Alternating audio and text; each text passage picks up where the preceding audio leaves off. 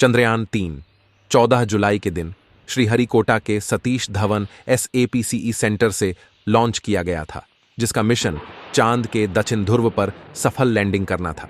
भारत का चंद्रयान-3 मिशन पूरी तरह से सफल रहा है। मिशन पूरा हो चुका है।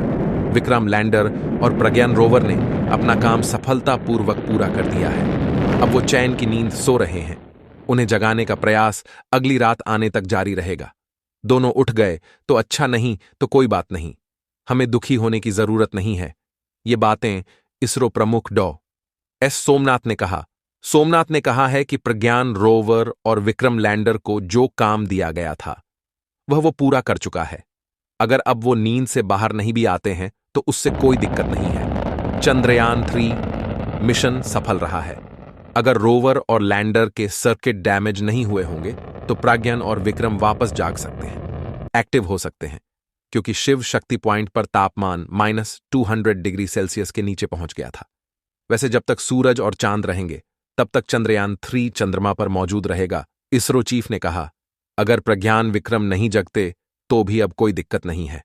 उन दोनों ने अपना काम पूरा कर दिया है। विक्रम लैंडर और प्रज्ञान रोवर से संपर्क साधने के सारे प्रयास जारी है। अगली रात होने से पहले प्रयास चलता रहेगा, लेकिन वहां से कोई संदेश नहीं आ रहा है। इसका मतलब उनके पास सिग्नल को समझने की समझ अब बाकी नहीं है।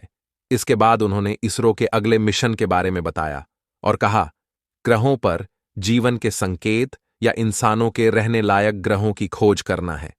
यह पेलोड लगातार काम में लगा है, बखूबी डेटा भेज रहा है। यह ग्रहों की जांच के लिए नियर इंफ्रारेड वेवलेंथ का इस्तेमाल करता है, यानी हमारे चांद के चारों तरफ चक्कर लगाते लगाते ये सौर मंडल के बाहर मौजूद ग्रहों की स्टडी में लगा हुआ है। बस छोटी दिक्कत यह है कि यह तभी ऑन होता है जब यह धरती के विजिबल रेंज में आता है। दोस्तों, सूर्य न केवल पृथ्वी पर जीवन का समर्थन करता है, वह चंद्रमा को प्रकाश प्रदान करता है। चंद्रमा के मौसम में सूर्य की रोशनी भी एक प्रमुख भूमिका निभाती है।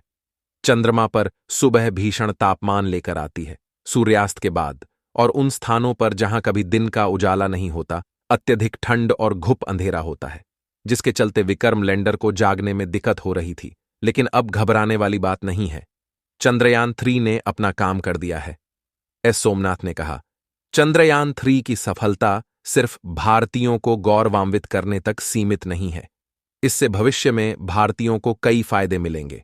मौसम से जुड़ी जानकारियां मिलेंगी, कम्युनिकेशन और बेहतर बनाने में मदद मिलेगी। चंद्रमा की सतह पर सुरक्षित और सॉफ्ट लैंडिंग का प्रदर्शन पूरा हो गया है।